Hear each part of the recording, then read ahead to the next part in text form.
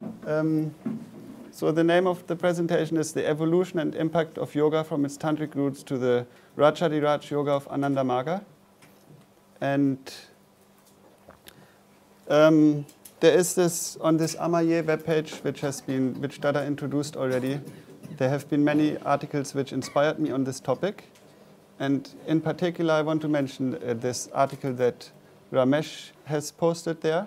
And he wrote very interesting in the beginning of this article that as students of Anandamurti, we have to develop an alternative history of Ananda Marga based on what he has said.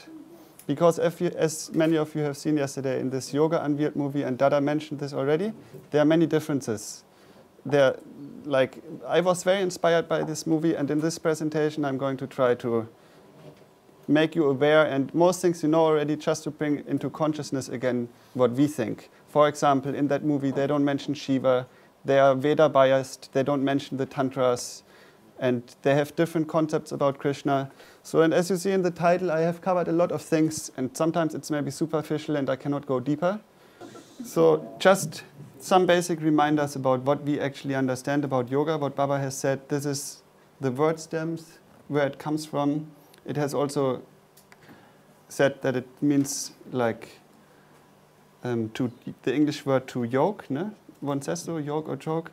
And these are two of the definitions which Baba is not so much approving of, because they don't really, they are from Patanjali, from the Yoga Sutras. And this is the one that Baba approves of, that it's the unification of Jivatma with Paramatma is yoga. Sam yoga, yoga idyukto, Jivatma Paramatmana. So, to speak about some of the beginnings, how yoga came into being. There are some writers and essayists and scholars of yoga. They distinguish between yoga with a big Y and yoga written with a small y. And the yoga which is written with a big Y is the yoga which originated in India. And with Shiva like this, we are also part of that tradition. It's the yoga that is written about in the Upanishads, which is already mentioned in the Vedas, and many contributions from Patanjali, and so many people have contributed.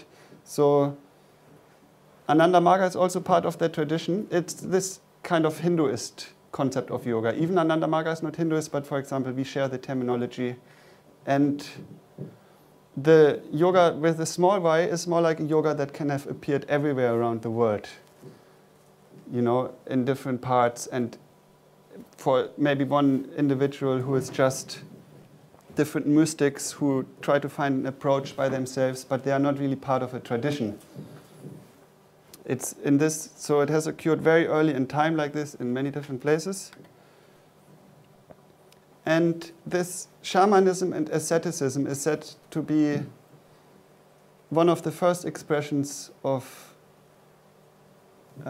natural religious expression that came in the human being. And its root is older, at least, than the yoga with a big Y. There might have already been people that had a spiritual longing. And the main difference between a shaman and a yogi is that both induce a state of ecstasy, and they go beyond in higher states of consciousness. But the shaman is using it for some worldly aims, maybe to heal somebody or to curse another person. So there's some purpose, and the yogi just wants to be liberated.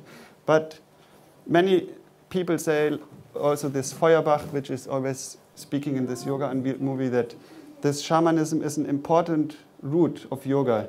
And it's interesting that the word shaman comes from Siberia, and so one can say where the Aryans, they came into India, as we will say later, and they were probably already influenced by this shamanism, even before they came in contact with Tantra later when they came into India. And I just want to say, I mentioned that there have been different spiritual movements. For example, in Egypt there was a civilization that was very advanced spiritually, and maybe many other places could be cited. But it seems that in India this movement crystallized to the most fullest extent. Somehow the circumstances were very convenient. 3 Taraka Brahmas came. Yeah, and this is one quote from Baba, that yoga, which is the paramount factor in spiritual practice, is itself based on Tantra, and Tantra is only one. It is based on one sentiment, one idea. As Baba says, there's only one culture, one human culture, but there are many, many different expressions. And the same thing, like as soon as people close their eyes and they try to get into contact with God, can be called yoga in a mean. And very quickly, because Tantra and yoga are almost synonym, and I'm also going to speak about Tantra in this presentation, this is some definitions that Baba's giving, that it means to expand and to liberate. So Tantra is that which liberates a person from the bondages of staticity. Tam is the acoustic root of staticity. These are some definitions you would find in a lexicon, but they're not so important now. And Dada Achyutananda has a text where he distinguishes also between Tantra with big T and Tantra with small t. Again, Tantra would be the tradition that Shiva introduced in India and that was followed up by Krishna. And Tantra is any effort that a human being might make to overcome bondages, not so much that Indian tradition.